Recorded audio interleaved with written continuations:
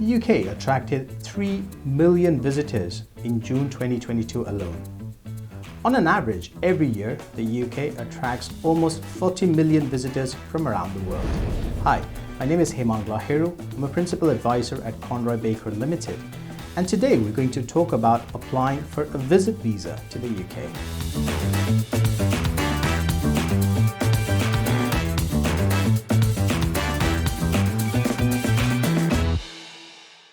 Given the sheer scale of the applications that the UK receives from visitors from around the world, if you are one of those people who is regarded as a visa national and needs to apply for a visa to enter the UK, here are a few things that you need to be mindful of.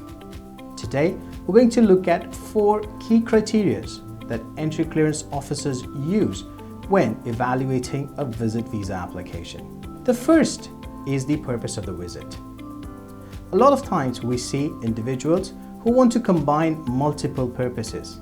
Whilst it's perfectly okay for you to enter the UK for a holiday and take a meeting or look at meeting with your family, it's often very important that when you present your case to the entry clearance officer, you have one specific main purpose. Once you've satisfied the entry clearance officer that you have a valid and a genuine purpose to enter the UK, the second step in terms of evaluating an application is looking at an applicant's ability to pay for their visa application. Now, an applicant could be supported by their family, or they could be sponsored by their business. Or even an applicant could be looking at supporting themselves to visit the UK for whatever their intended purpose is. Now, it's very important that when you're applying for a visit visa and when you are showing in the funds which are available for your visit, you present an accurate picture of your financial and personal circumstances to the entry clearance officer. It is not unusual for clients or for applicants to look at putting in large deposits in order to strengthen their bank account because that was an advice that they received from somebody who had done it the last time. But more often than not, that's not the right way to go about it. Any large deposits that you put into your account immediately before your application, and if it is not substantiated with a valid explanation, is likely to raise a concern with the entry clearance officer about your stated financial circumstances to pay for your holiday or to pay for your trip to the UK. So it's very important that you have provided a credible narrative of your personal and financial circumstances.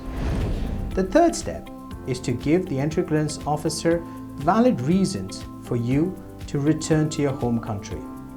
Some of this could be your family or personal circumstances, your work or your business circumstances, the assets that you might own in your home country. All of these factors will help to present a credible case to the entry clearance officer that you do not intend to make UK your permanent home. The last bit around here is your immigration background. If you are somebody who's got an adverse immigration history, it often makes sense to talk about it and present your case to the entry clearance officer so that they're not left wondering about why that adversity came into your immigration circumstances. Often people would think about hiding their immigration background in the hope that because that incident happened a few years ago, no one's going to remember about it.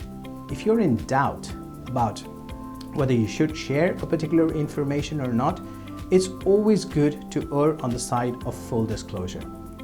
Whether that information is relevant or not, whether it happened a while ago or the circumstances, you can provide a complete narrative of the same to the entry clearance officer. As they say, it's better to err on the side of caution when you're looking at making an application. Now, when you're looking at applying for a visa, a classical question is, should I apply for a 6-month visa or should I apply for a 5-year or a 10-year visa? Well, the simple answer is, there isn't a qualifying criteria.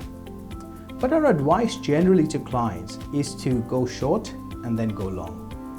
And what that means is, if you're somebody who hasn't traveled to the UK, who hasn't had an immigration background to the UK, it might make sense for you to apply for a shorter duration in the first instance. You could then build your credibility by traveling to the UK, sticking to the conditions of your stay, and then look at providing a case for applying for a longer duration. However, this is just a recommended work practice. There are no immigration rules that stop you from applying for a 5-year or a 10-year visa directly at the outset if you're able to present your case to the entry clearance officer. If you're not certain about any of the criteria around the visit visas, or if you need help around your visit visa applications, you can visit the Home Office website to get more information. Or you could speak to a regulated immigration advisor to ensure that your application has the best possible chance of success. If there are any specific areas that you want us to cover pertaining to UK visit visas or traveling to the UK, feel free to drop your comments in the comment box below. Thank you for watching. I'll see you next time.